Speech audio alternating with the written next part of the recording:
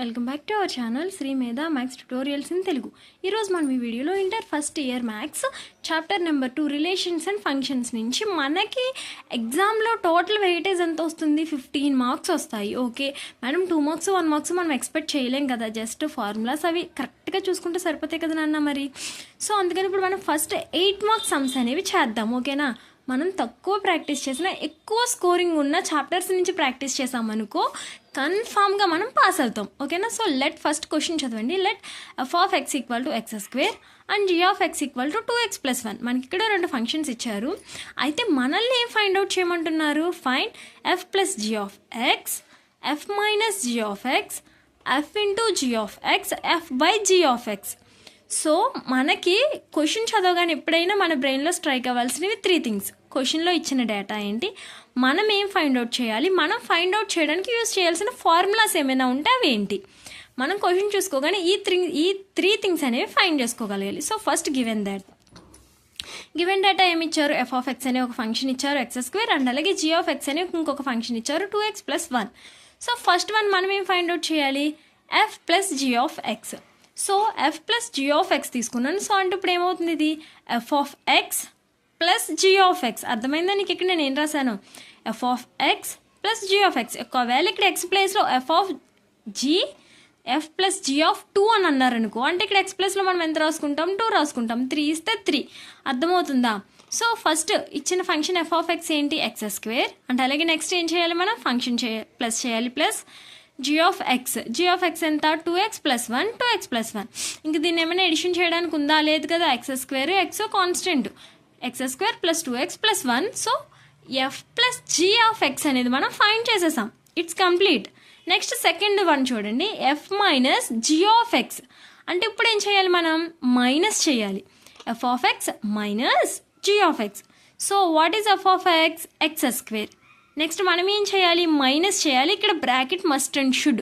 ఇక్కడ బ్రాకెట్ లేకుండా మీరు రాసి నేను సమ్ మొత్తం చేసేసాను నాకు తక్కువ వచ్చినాయి అని ఫీల్ అవ్వద్దు. ఓకేనా, ఇక్కడ చాలామంది మీరు చేసి మిస్టేక్ చెప్తున్నాను నేను. చూడండి, ఎక్స్ స్క్వేర్ - 2x + 1 అని రాసి వెళ్ళిపోతారు.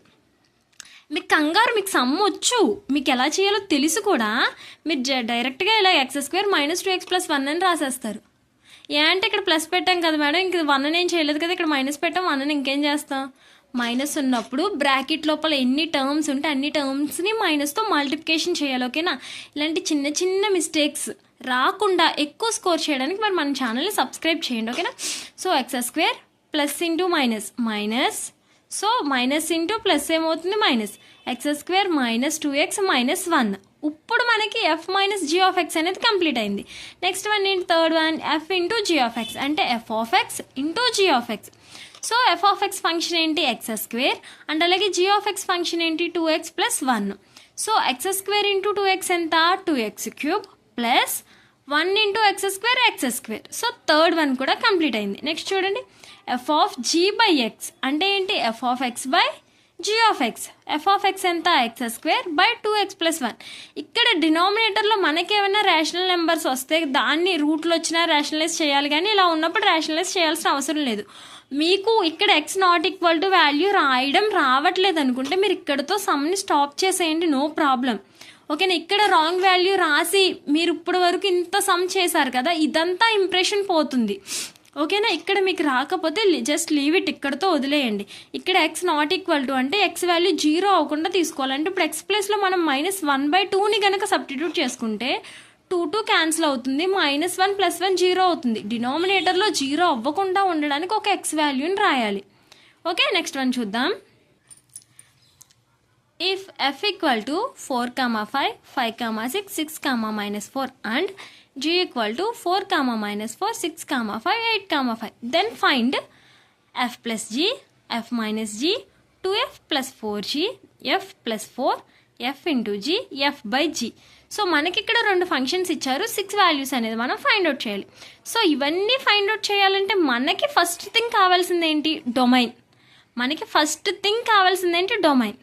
So first domain find out చేసుకుని దెన్ ఈజీగా ఈ 6 అనేవి కూడా మనం చేద్దాం. చూడండి, గివెన్ f = ఇచ్చిన ఫంక్షన్ అనేది నోట్ చేశాను, g ఫంక్షన్ని కూడా same as it is not చేశాను.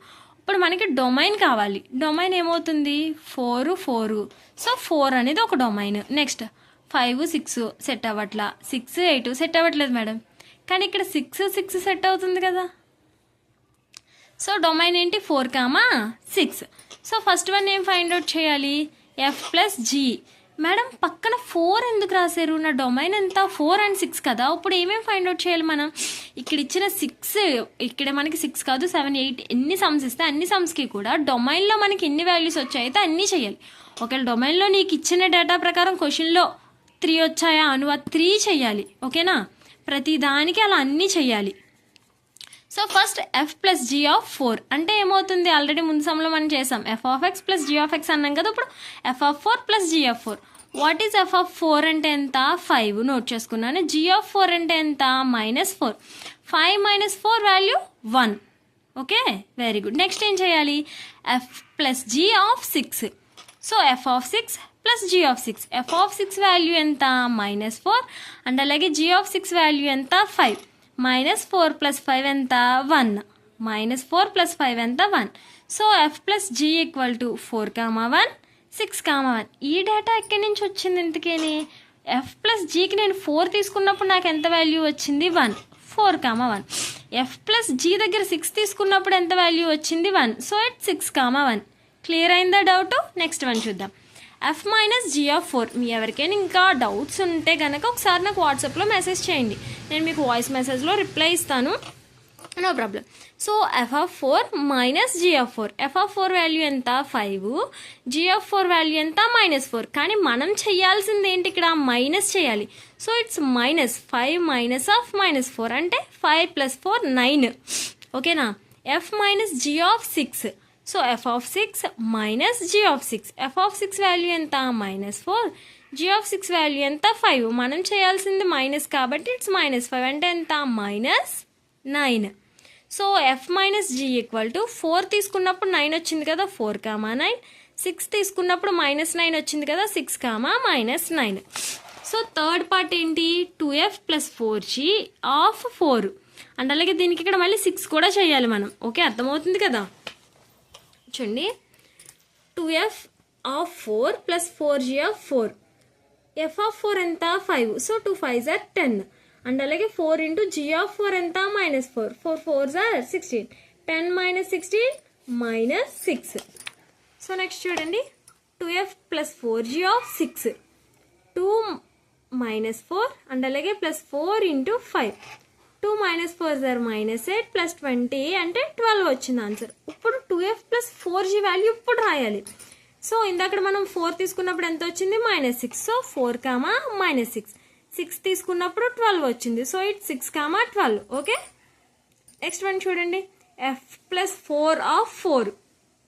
ఎఫ్ + 4 అనేది మనం ఫైండ్ అవుట్ చేయాలి. సో 4 చేస్తాము 6 చేస్తాము. సో ఎఫ్ ఆఫ్ 4 ఎంత 5 + 4. దీనికి ఇంకా ఇక్కడ చాలా మంది ఏం చేస్తారంటే మేధావులు ఉంటారు, కొంతమంది తెలివైన వాళ్ళు ఉంటారనమాట. ఎఫ్ ఆఫ్ 4 రాస్తారు, తర్వాత 4 4s are ఇక్కడ 16 రాస్తారు, ఇక్కడ 16 రాస్తారు, 5కి 16 యాడ్ చేసి 21 ఆన్సర్ వేస్తారు.